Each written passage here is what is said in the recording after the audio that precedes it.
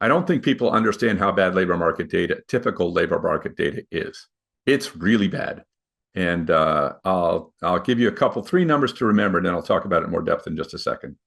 5, 100, 500,000. So think about those three numbers: 5, 100, 500,000. And I'll explain how those relate to labor market data in just a moment. So job postings for physics majors, pretty robust, 96 percentile. That's kind of surprising. I mean, how many physics jobs are there? BLS current employment, 96 percentile. Same kind of question. Job openings, very healthy, 96 percentile. How can that be? So let's come back to that in just a second. I'll explain. BLS 1-year growth up 2%, 3-year growth up 3%. So it's growing at a low end. It's 26 percentile. So there are many occupations growing more rapidly than that, but still it's growing.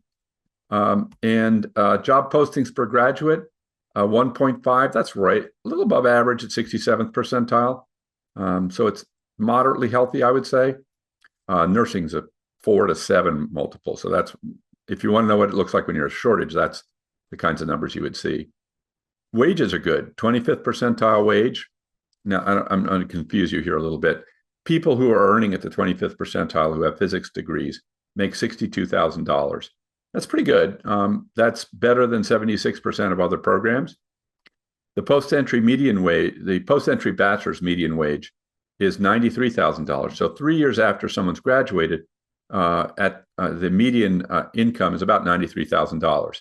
Now, you might think that physics is kind of an abstract thing and there are no jobs and so forth. The data says that's not so true. And why isn't it true? This is the percentage in direct prep jobs. So you're asking about history majors. Well, physics majors have a similar issue. There are no jobs in physics. And 98% of people who have a major in physics will go on to do something for which they are not directly prepared, i.e. they will not become physicists. And that's true for history majors as well. History majors do not become historians. We do not become museum guides either, which is what it says. So if we look at this kind of direct prep crosswalk is what we call it. A person studies physics, they go on and work in physics. Well, the underlying crosswalk, that is a alignment between academic programs and jobs, or SIPs and SOCs, is derived from NCES typically. And right on the NCES website, it says this crosswalk is not based on empirical data. You might ask, what is it based on?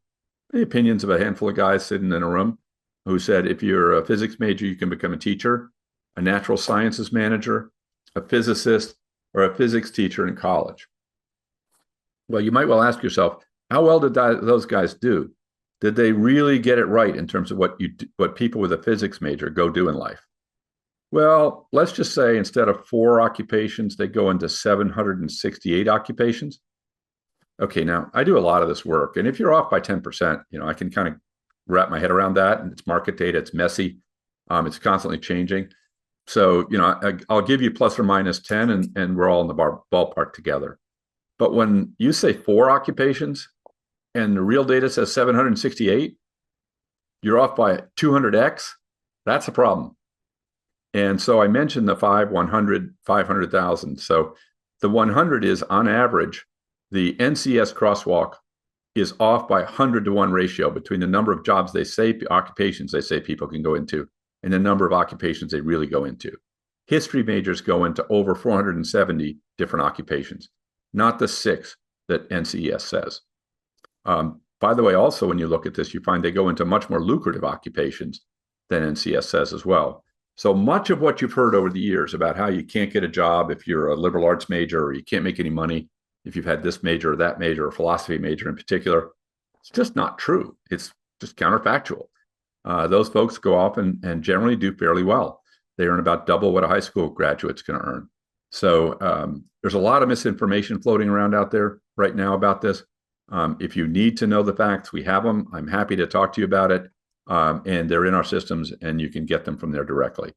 But if there's almost no degree where people are going to go into less than 10 occupations. Might be out there somewhere. I don't know what it is. By and large, people are much more creative, and they go to a lot more different areas than you might anticipate.